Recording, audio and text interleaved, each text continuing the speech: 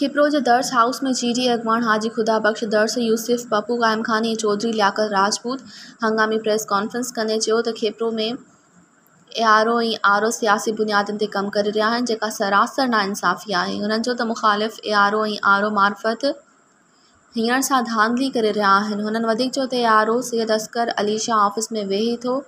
Office वारा चवनि था सांगड़ वियल आहे। सांगड़ वारा चवनि था खिपरो ARO सां मिलो, जॾहिं त ऑफिस जो सॼो कार वहिंवार उते वेठल क्लार्क हलाए रहिया आहिनि। अॼु असां आवां दोस्तनि तकलीफ़ ॾिनी असांखे पंहिंजे फंक्शन मुस्लिम लीग खिपरो तरफ़ां जनरल सेक्रेटरी साहिबु आहे, असांजी सिटी जो पार्टी जो मददगार आहे। असां इलेक्शन बिल ते हले ॿिनि सिलसिले में असांजे कुझु शिकायतूं ऐं ख़दशात आहिनि, कुझु ज़्यादतियूं उन बारे में असां प्रेस जे ज़रिए पंहिंजो आवाज़ आला हुकाम ताईं पहुचाइणु चाहियूं था।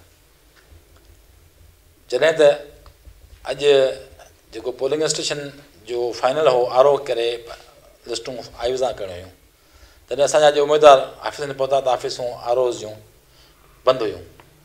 उते को बि मुतलका स्टाफ जो न माण्हू हो, न RO हो, न ARO हो। ऐं अॼु हुनखे असांखे लिस्टूं मुहैया करणियूं हुयूं जेके उन जे पोलिंग स्टेशनूं आया, उहे उन्हनि जे ख़िलाफ़ु असांखे अपील करण जो जेको हक़ु आहे असां उहो इस्तेमालु करियूं। पर असांजा जेके खिपरो जा RO आहिनि टेई, हिकिड़ो त असां ॿुधो अचे उहो RO जेको जोगी साहिबु आहे उनखे त बिल्कुलु साइड करे छॾनि। उहो ॿई कम ग़ुलाम मुस्तफ़ा SDO एजुकेशन करे रहियो आहे ऐं उहो सॼो कमुकारु जेको हले पियो सॼो पीस पार्टी जे वॾरनि जे उताक ते थिए पियो। उन लाइ असांजी गुज़ारिश आहे त इलेक्शन कमीशन खां, चीफ जस्टिस ऑफ सिंध खां, हाई कोर्ट सां ऐं गवर्नर सां असां आला हुकुम जेके बि मुतलक़ आहिनि त महिरबानी करे जेका हीअ धांधली जी शुरूआति शुरू ॾींहं खां फार्म वठण खां वठी आहे ऐं हिनखे महिरबानी ख़तमु कराई वञे ऐं हर उमेदवार खे पंहिंजो हक़ु ॾिनो वञे।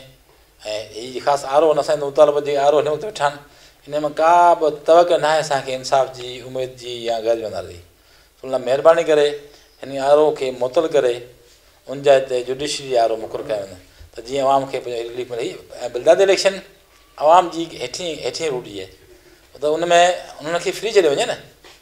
हाणे हीअ तव्हां सिलेक्टेड माण्हू आणींदा, जीअं अॻु में 2-4 ॾींहं अॻु में उनजा फार्म रद्द कया विया माण्हुनि जा, अॻु में लिस्ट लॻाए फार्म जॾहिं उमेदवार आया उन वक़्तु सभिनी जा एक्सेप्ट कया विया, पर राति जी ऊंदाही में वरी उहे सभु शयूं टोड़े फोड़े नए सभु लिस्टूं लॻाए ऐं पीस पार्टी जे अहदेदारनि ऐं उन्हनि जे जेके अॻुवान जे चवण ते फार्म रिजेक्ट कया विया ऐं ॿिए ॾींहुं ॿी लिस्ट लॻी वई।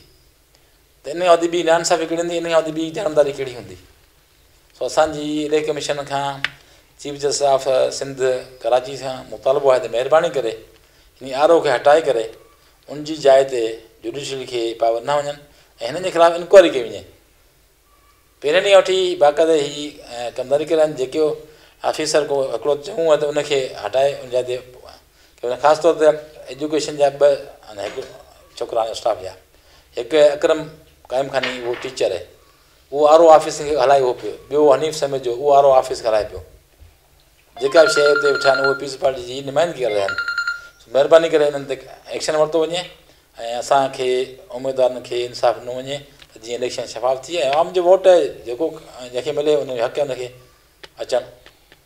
असांजी जेको ख़ासि प्रेस कॉन्फ्रेंस जो मक़सदु इहो। सर, हिन सिलसिले में इलेक्शन ऑफिस सां राब्तो कयो आहे? बिल्कुलु असां इलेक्शन सां असांजे वक़्तु फिक्स बि कया आहिनि, असांजा माण्हू उते विया आहिनि। अॻुमंज जॾहिं असांखे ट्रू कॉपी न बि मिली उन वक़्तु असां इलेक्शन ऑफिस में माण्हू मोकिलियासीं, उन्हनि राब्तो कयो, उन्हनि जी मुदाख़लत ते असांखे ट्रू कॉपी मिलियूं आहिनि। AC साहिबु तमामु वधीक जेको आहे कमदारी करे पियो, उन लाइ इलेक्शन ऑफिस में असां अॻु में इहे शिकायतूं वेलियूं आहिनि ऐं इलेक्शन ऑफिस वारा डिस्ट्रिक्ट वारा उहे असांजी उहो कोशिशि कनि पिया त माण्हुनि खे सही रिलीफ मिले। इससे पहले भी जो है आपने प्रेस कॉन्फ्रेंस की थी कि वो पोलिंग स्टेशन चेंज की गई हैं, उसके ऊपर कितना मतलब काम हुआ है या नहीं हुआ है? एक पहले भी आपने प्रेस कॉन्फ्रेंस की है, अभी दोबारा भी आप प्रेस कॉन्फ्रेंस कर रहे हैं, तो आप क्या समझते हैं इलेक्शन कमीशन जो है अपना किरदार भरपूर तरीके से अदा कर रहा है या नहीं कर रहा है? नहीं, इलेक्शन कमीशन जो उसको इस वक्त उसको इस लेवल पे उसके हाथ बांधे हुए हैं, क्योंकि इलेक्शन कमीशन ने जो भी पोलिंग स्टेशन दी है बिल्कुल सही दी है, जो 2018 में थी उन्होंने वही लिस्टें दी, लेकिन इस RO ने उनको चेंज करके RO ने की है, पीस पार्टी के उम्मीदवारों ने चेंज किए। जैसे हमें मालूमात है कि हमारी यूसी जैसे राणागढ़ है, उसके पोलिंग से जो हथुंगो के करीब है उनको खुखरापार और छोर के करीब भेज दिया गया है। तो वो क्या प्रेस कॉन्फ्रेंस के बाद आपने जो कोई कंप्लेन वगैरह गई? जी हाँ, अभी हमने हमारे मदर ने वो कंप्लेन कर दिया है, फैक्स भी कर दिया है इलेक्शन कमीशन को। आप क्या समझते हैं दरामद होगा? हमें उम्मीद है हमें कोर्ट्स और अपने इलेक्शन कमीशन हमें देंगे। हमारी डीआरओ से अपील है, डीआरओ डीसी साहब हमसे उसकी हमें तवक्क है कि हमें इंसाफ देगा, वो उस पर एक्शन लेगा। अच्छा, एआरओ और आरओ जो ये मतलब मुलव्वस आपने कहा कि पाए जा रहे हैं इन मामलों के अंदर, इनके खिलाफ कोई आपने अपील वगैरह दाखिल कराई? हाँ बिल्कुल, हमने उसके खिलाफ कंप्लेन की हुई है। आरओ डीआरओ जो एआरओ हैं वो बेचारे उसको तो कुछ नहीं करने नहीं देते, सिर्फ आरओ हैं वो काम ले रहे हैं दूसरों से, टीचर से ले रहे हैं, और पीपल्स पार्टी के जो उम्मीदवार हैं उनके उन खुद से काम ले रहे हैं, उनसे लिस्टें बनवा रहे हैं।